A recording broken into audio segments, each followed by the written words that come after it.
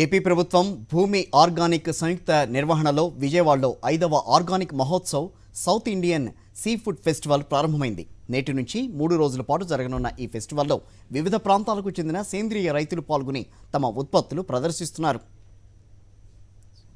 మరింత సమాచారం మా కరెస్పాండెంట్ అశోక్ అందిస్తారు. సేంద్రీయ పద్ధతిలో పండించిన పంటలు అలాగే ఆర్గానిక్ ఆధారిత పంటలకు ప్రోత్సాహం కల్పించేందుకు విజయవాడలో ఈ రోజు నుంచి కూడా ఆర్గానిక్ ఫెస్టివల్ అలాగే సీ ఫుడ్ ఫెస్టివల్ ప్రారంభించారు. ప్రస్తుతం మనం చూస్తున్నాం స్టాల్స్ ఏర్పాటు చేశారు. స్టాల్స్లో ఏదైతే సేంద్రియ పద్ధతిలో పండించిన పంటల ద్వారా తయారు చేసిన పదార్థాలన్నింటిని కూడా దానికి సంబంధించి ఇక్కడ ఎగ్జిబిట్ చేస్తున్న పరిస్థితి కనబడుతుంది. మొత్తం ఈ రోజు నుంచి కూడా 3 రోజుల పాటు ఈ స్టాల్స్లో ఈ మెటీరియల్ అంతా కూడా ఇక్కడ అందుబాటులో ఉంటుంది.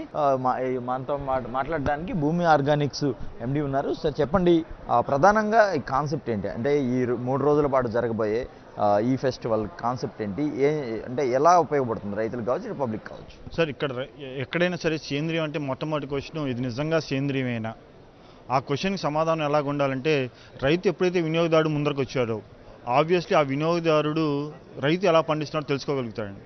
ఆ తెలుసుకోగలిగినప్పుడు ఖచ్చితంగా సేంద్రియంపై నమ్మకం పెరుగుతుంది, సేంద్రియంపై అవగాహన పెరుగుతుంది.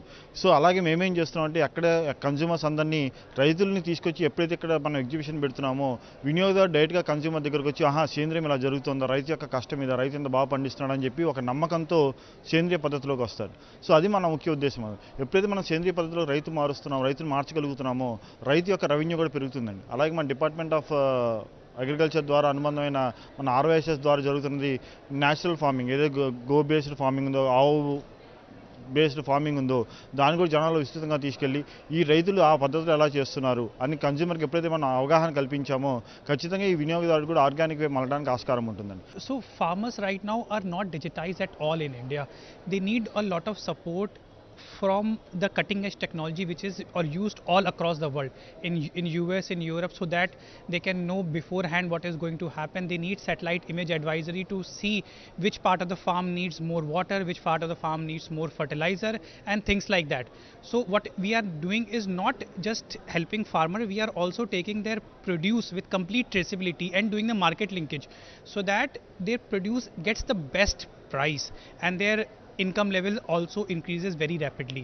వాటిని ఎలా అంటే నిజంగానే రైతుల నుంచి తయారు చేసిన ఆ వస్తువులు ఎంత ధర ఉంటాయి ఇట్లాంటివన్నీ కూడా తెలియజేయడానికి ప్రత్యేకంగా ఈ స్టాల్స్ ఉపయోగపడుతున్నాయి. నేరుగా వినియోగదారులకి రైతులకి మధ్య ఇద్దరికి మధ్య ఒక బాండింగ్, అంటే ఒక అనుసంధానం చేయడానికి ఇలాంటి ఆర్గానిక్ స్టాల్స్ ఎంతో ఉపయోగపడతాయని చెప్పి ఇక్కడ నిర్వాహకులు కూడా తెలియజేస్తున్న పరిస్థితి కనబడుతుంది. కెమెరా పర్సన్ శివప్రసాద్, అశోక్, సాక్షి టీవీ, విజయవాడ.